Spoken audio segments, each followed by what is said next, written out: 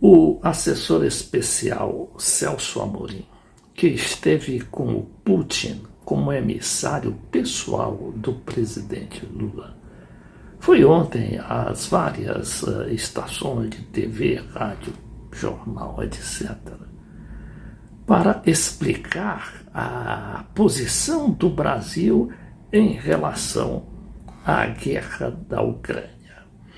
Ele foi muito claro, não é, e no seu pragmatismo, em dizer, por exemplo, que nós não somos obrigados a seguir todas as opiniões dos Estados Unidos, como querem aí, né, os grandes jornais, as grandes empresas, o chamado establishment. Homem das missões internacionais e assessor especial de Lula, o ex-chanceler diz que ao Brasil interessa um mundo multipolar e sem uma guerra fria entre bons e maus, pois nele nossa voz, ou seja, a voz do Brasil, será mais ouvida. Essa aqui é uma entrevista à jornalista Mônica Bergamo, da Folha de São Paulo.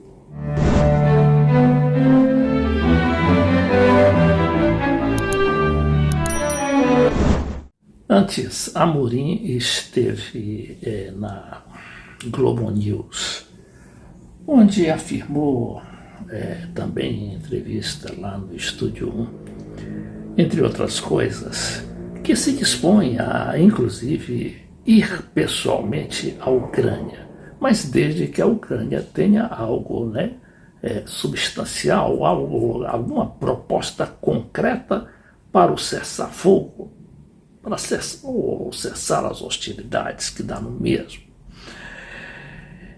Mas que não concorda com a ideia de que, imposta pelo Ocidente, de que a Ucrânia pode ganhar a guerra ou até esteja ganhando a guerra. Então ele é um homem realista, né, e conhece bem o mundo e sabe que essa não é a verdadeira situação da Ucrânia. A Rússia está ali preparada, né, cercando ali aquele país. Situação que o ministro, inclusive, condena, como, aliás, condena o governo brasileiro por ter invadido um território soberano.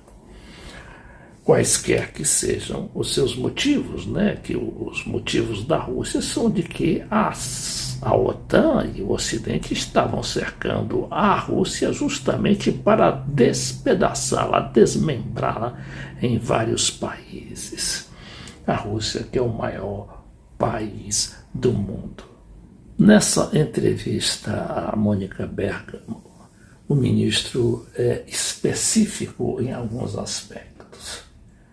Como diz aqui, ele afirma que é preciso buscar a paz e que sanções, aquelas sanções dos Estados Unidos e da Europa, não é, que se apoderaram de quase 200 bilhões de dólares daquele país e ainda inibem, proíbem o país de fazer negócios com o Ocidente, qualquer que seja o país. Ou a insistência em derrotar a Rússia não vão resolver o assunto. Está vendo aqui, né? A insistência em derrotar a Rússia, como ele antes tinha dito na Globo News, não é? Não acreditar, como, aliás, o bom senso leva a isso, que a Rússia não pode, quer dizer, ser derrotada, pelo menos por enquanto. O que você quer? Uma vingança? Diz Celso Amorim. Dar uma lição? Afirma ele sobre a postura dos países ocidentais no conflito. A última vez que se tentou isso, ou seja, essa vingança, essa revanche, se tentou isso com o Tratado de Versalhes, depois da derrota da Alemanha na Guerra Mundial, deu no que deu. Ou seja, ali o Tratado de Versalhes espremeu a Alemanha, não é, de tal forma e estabeleceu tantas sanções que o país não teve como fazer, a não ser se revoltar e até produzir um líder como Hitler. Diz o ex-chanceler, referindo-se à ascensão do nazismo. Amorim afirma também que o Brasil dá a devida importância do papel dos Estados Unidos, que reconheceram o resultado da eleição presidencial brasileira, quando ela estava sob questionamento do ex-presidente Jair Bolsonaro. Mas isso, no entanto, não obriga o governo Lula a seguir os interesses norte-americanos nas questões internacionais. Não houve nenhum pacto, afirma ele.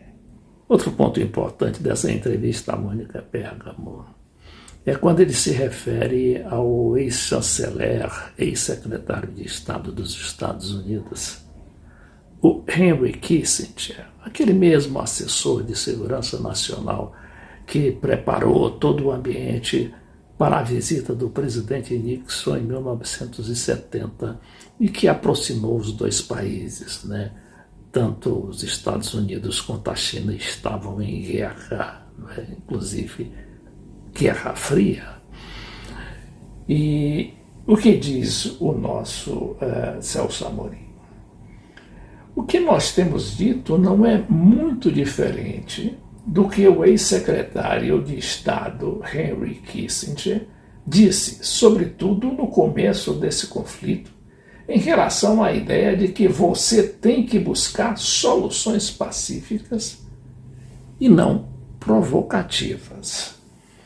Por exemplo, sobre a expansão da OTAN, Aliança Militar de Países Ocidentais. Eu concordo com o Kissinger. O Kissinger é esquerdista? É comunista? É anti-americano? Não. Mas nós não achamos que isso, a expansão da OTAN, contribui para a paz, porque cria mais tensões. Isso justifica a invasão da Ucrânia pela Rússia? Também não. Por isso que nós somos a favor da solução pacífica. Amorim admite que a solução não é fácil, é realmente complicada, como ele diz aqui, porque você tem que reconhecer interesses e preocupações das várias partes e, ao mesmo tempo, fazer com que as normas básicas do direito internacional, não regras inventadas e depois mudadas por um ou outro país, sejam seguidas. É o que a gente tem que fazer, diz ele. Finalmente, o Celso Amorim fala desse novo mundo multipolar que está surgindo aí e de que o Brasil já participa ativamente, né? Inclusive com os BRICS, se engajando ali naquele bloco de países integrados pela Rússia, a China, a Índia e a África do Sul. É uma diferença de visão, diz ele, em relação aos Estados Unidos e aos interesses americanos, né? Nós queremos um mundo equilibrado e multipolar, diz ele, porque é o que mais interessa ao Brasil. Claro que o Brasil, ele próprio, não vai ter força para criar esse mundo. Mas ele pode contribuir para um mundo que não esteja dividido em uma guerra fria entre os bons e os maus. Essa não é a política histórica do nosso país. O Brasil, historicamente, até mesmo durante o governo militar, evitou adotar uma política desse tipo. Olha aí como ele lembra a situação lá de Angola, não é? Ali aquele país africano que estava numa guerra sem fim há vários anos, né? E lá 3 forças se gladiavam. O movimento popular, o MBL, que acabou vencendo. Havia também 2 outros movimentos de direita, financiados inclusive pelos Estados Unidos. Então, os Estados Unidos perderam a guerra ali na Angola. Diz aqui o Celso Amorim.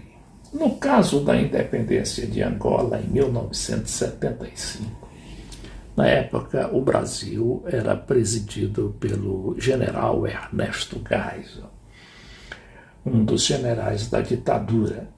O Brasil reconheceu o governo angolano e os Estados Unidos abominaram, porque ele se dizia marxista-leninista, ou seja, o governo. Nós queríamos a paz desde aquela época.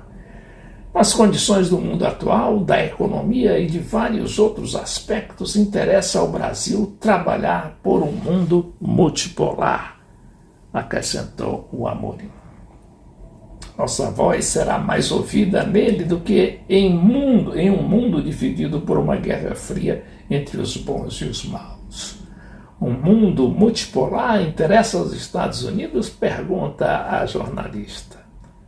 É curioso isso, responde o Celso Amorim. O ex-presidente Barack Obama chegou a usar essa expressão em uma determinada ocasião.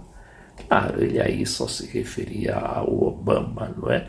Com uma situação assim histórica, porque os Estados Unidos mesmo não querem abandonar a sua posição atual de superpotência para concorrer justamente com essas potências regionais, não é? Rússia, China, Índia, Turquia, Irã, etc.